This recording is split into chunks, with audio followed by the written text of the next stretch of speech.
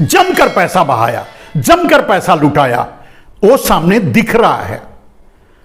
लेकिन 400 लाख करोड़ का बंटवारा, यानी 200 लाख करोड़ के ऊपर कितना लाते, कितना कहां खर्च करते? ये अगले 10-20 साल भी इस तरह से अगर अपने सारे ऑफिस नरेंद्र मोदी चांदी से बनवा दें तो भी पैसा खत्म नहीं होने जैसा पैसा था।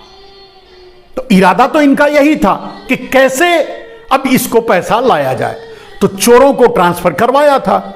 इनका दूसरा मकसद था कि भाई ही, हमारा भाई ही दुनिया का सबसे धनी बने, हमारे भाइयों के पास ही पूरे भारत की ताकत रहे, पूरे भारत की समृद्धि रहे, पूरे भारत का इंस्टीट्यूशन रहे, पूरे भारत के संस्थान रहे, पूरे भारत की प्रॉपर्टी रहे, पूरे भारत का खनिज रहे, सब कुछ ये अपने भाइयों तक सीमित कर देना चाहते थे और किया। अब शुरू हुआ अडानी का खेल। अब वो पैसे तो निश्चय ही कि सीधे तो ला नहीं सकते थे, तो विनोद अडानी जैसे चोरों का इस्तेमाल किया, जिनके नाम से इन्होंने ट्रांसफर करके रखवाए थे, उनके जरिए भारत की कंपनियों को खरीदने का सिलसिला शुरू हुआ और उन्हीं पैसे से पंप करवा करके, उन्हीं पैसे को अडानी को दे करके नरेंद्र मोदी उस काले धन को अडानी को दे करके, अडानी के भाई चोरों को दे करके, विनोद अडानी जैसे चोरों को दे करके या अपने भाइयों को दे करके, जो बीच में भाई लगाते हैं, मैं उनके सगे भाई की बात नहीं कर रहा हूं, चोर भाइयों को दे करके भारत में लाने की शुरुआत की। भारत के इंस्टीट्यूशनों को, भारत के संस्थाओं को, भारत की कंपनियों को खरीदने के लिए अडानी और चोरों के जरिए खरीदने का काम नरेंद्र मोदी ने शुरू किया। वो अब तक जारी है। ठीक है, यहां तक तो सब कुछ ठीक चल रहा था, सब कुछ उनके कंट्रोल में था, सारा ब्लैक मनी उनके पास थी, जैसे चाहे वो खर्च कर सकते थे। और 5 लाख करोड़ का घोटाला उन्होंने नोट लॉन्चिंग में भी कर दिया। नोट लॉन्चिंग करके, 2000 का नोट लॉन्चिंग करके जो काला धन करेंसी में था लगभग 5 लाख करोड़, जो नरेंद्र मोदी, रामदेव जैसे लोग कहा करते थे, उस काले धन को उन्होंने वाइट किया 50-50 करके, सबके घरों में नोट पहुंचाया और आधा हिस्सेदारी ली। भाई 1000 का पुराना नोट दे दो और 500 का नया नोट ले लो। एक उदाहरण के लिए बोल रहा हूं, 1 लाख करोड़ पुराना नोट दे दो और 50 लाख करोड़ पुराना नोट ले लो, नया नोट ले लो। इस तरह से यहां बंटवारा शुरू किया, वो भी अंडरग्राउंड किया, वो भी स्विस बैंक में भेजा हवाला के जरिए या दूसरे और माध्यमों से। इसीलिए स्विस बैंक में आपने सुना होगा, सोशल मीडिया में, मीडिया ने भी इस बात को उठाया कि स्विस बैंकों में तो पैसा और बढ़ गया, काला धन देश का। ठीक है, यहां तक क्लियर हो गई बात। अब बात बढ़ती है आगे।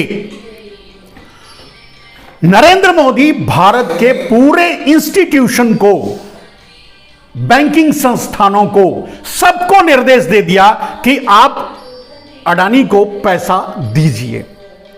एक्चुअली भारत के किसी इंस्टीट्यूशन को, भारत के किसी LIC को, SBI को या किसी बैंकिंग व्यवस्था को अडानी को पैसा देने की जरूरत नहीं थी। ना अगर कोई ना दे तो भी अडानी के पास, क्योंकि 400 लाख करोड़ का बंटवारा 200-2.5 लाख करोड़, मतलब 200-2.5 लाख करोड़, 202.5 लाख करोड़ जब मोदी जी के हाथ में था तो अडानी को पैसे की कहां कमी थी कि वो LIC से लेते, वो यहां से लेते, वहां से लेते, ऐसा कुछ भी जरूरत नहीं थी। लेकिन सामने से जब अडानी की संपत्ति बढ़ रही थी, अडानी के यहां ही पंप करना था, देश की सारे इंस्टीट्यूशन को अडानी को ही देना था, एयरपोर्ट अडानी को देना था, पोर्ट अडानी को देना था, रेलवे अडानी को देना था, रोड अडानी को देना, सब कुछ अडानी को देना था, तो कहीं दिखना भी चाहिए ना कि पैसे कहां से आ रहे हैं। तो ये दिखाने के लिए पैसे एलआईसी और एसबीआई या बैंकों के डलवाए गए, ये दिखाने के लिए। पैसा तो अंडरग्राउंड तरीके से आ रहा था, चोरी का माल, ब्लैक मनी, विनोद अडानी जैसे चोरों के जरिए। सच ये है, ठीक है।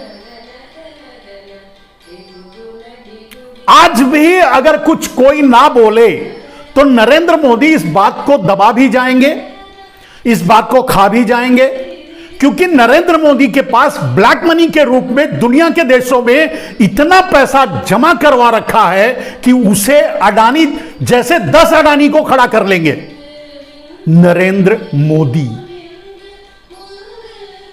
तो उनको क्या जरूरत है भारत के इंस्टीट्यूशनों से, लेकिन सामने से भी दिखना चाहिए। इसलिए भारत में भी उन्होंने लूट मचाई, लोगों की जेबों से खाली करवाकर पैसे बैंकों में डलवाए और बैंकों से अडानी को दिलवाए। अडानी चाहे तो कल का कल पूरा का पूरा देश, मैं कहा कि नरेंद्र मोदी चाहे तो 10 अडानी भारत में खड़ा कर सकते हैं 10 दिन में, क्योंकि इतने पैसे नरेंद्र मोदी दबा कर रखे हुए हैं। Black money. और मेरे दोस्तों, यहीं से शुरुआत होती है हिंडनबर्ग जैसी कंपनियों की। ऐसा नहीं है कि हिंडनबर्ग जैसी कंपनियां बहुत ईमानदार हैं या दूसरे लोग जो जानते थे। कुछ ऐसे लोग जिन्होंने नरेंद्र मोदी से ब्लैकमेलिंग नहीं की, नहीं खाया पैसा, नहीं लिया पैसा, ऐसा भी नहीं है। सब कुछ होता रहा टेबल के नीचे। लेकिन हिंडनबर्ग जैसी कंपनियों का पेट फैलता चला गया, वो ज्यादा से ज्यादा डिमांड करने लगे, ज्यादा से ज्यादा मांग करने लगे, बात कहीं ना कहीं बिगड़ गई, इसलिए यह रिपोर्ट सामने आई। और सबसे बड़ा कारण बना एनडीटीवी।